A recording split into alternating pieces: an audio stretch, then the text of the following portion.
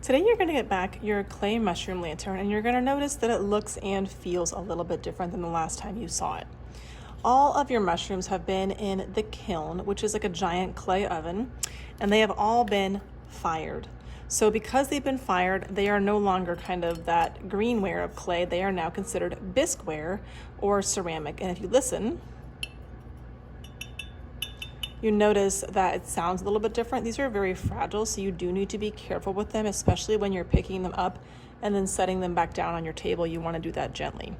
You also want to just be careful that you aren't like mishandling the top part. You want to make sure that you're kind of holding it by the base. Today, in order for these to be really impressive in our glow gallery, we are going to use two different kinds of paints for kind of the two different parts of our mushroom.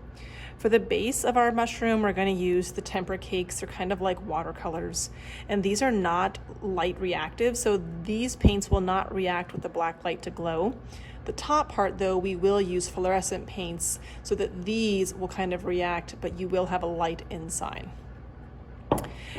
To start, you want to think about what color you want to use, and you're just going to choose one color to paint kind of the bottom part of your mushroom. With these, you want to make sure that your brush is nice and wet, and the longer that you dance your brush on the paint, the brighter they become. So if you start kind of brushing and it looks a little bit like watery, you might need to get some more water and just really stir up that paint, kind of dance. The longer you dance, the brighter that color will be, especially at the very beginning if you're starting out with dry tempera cakes. So if you go over it now, it looks a lot more bright because I have gotten it a little bit more painty. The colors do lighten up a bit as they dry. We will add a clear coat over this once we're done to make it a little bit more shiny. Don't worry about getting the inside of your holes, and please do not paint the bottom where your name is. If you paint that, it'll make it really hard for me to read. So you're gonna paint the entire bottom side, and you can kind of reach it up as far as you can get that brush up there, but you're painting kind of the slab part with the tempera paints. And if you are getting a dry, scratchy brush, more paint, more water until you've gone all the way around. Once you've finished painting your entire cylinder with the tempera paints, then we're going to switch to a different kind of paint. Now, some kids notice that as you're working and kind of handling this, the paint kind of comes off on your hands. We will give this a clear coat to make this kind of permanent so it's not coming off in your hands at the very end. But once you finish kind of painting the bottom part of your mushroom, then we're going to change paints. And I got a little spill. I'm not too worried about that. I'll hide that with some details in a minute.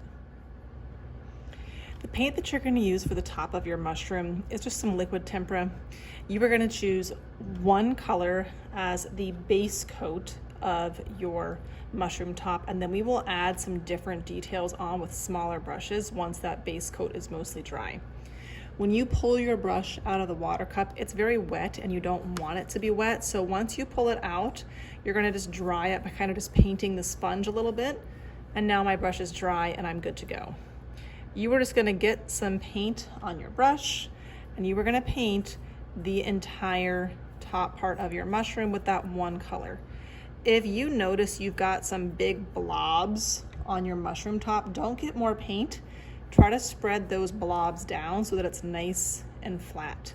If you feel like it's hard to paint your mushroom top and things are looking scratchy, it might be because your brush is not wet enough. So I can't get those white spots because my brush is out of paint. So then I could dip my brush and get a little bit more to help me kind of fill in those lumps and bumps and cracks. You can paint in all different directions. And again, we don't want to leave those little blobs. We want to make sure we're spreading them down. You also want to not just paint the top. You kind of want to flip your mushroom over and try to wrap that paint around the bottom. Some kids might be able to go pretty high, but if you can only get kind of the bottom edge of your mushroom, that is totally fine. You just want to make sure you aren't leaving white spots on the edges. So you're going to paint that entire top one color with the liquid tempera paints, and you want to make sure you're smoothing out any blobs you see before getting more of that color.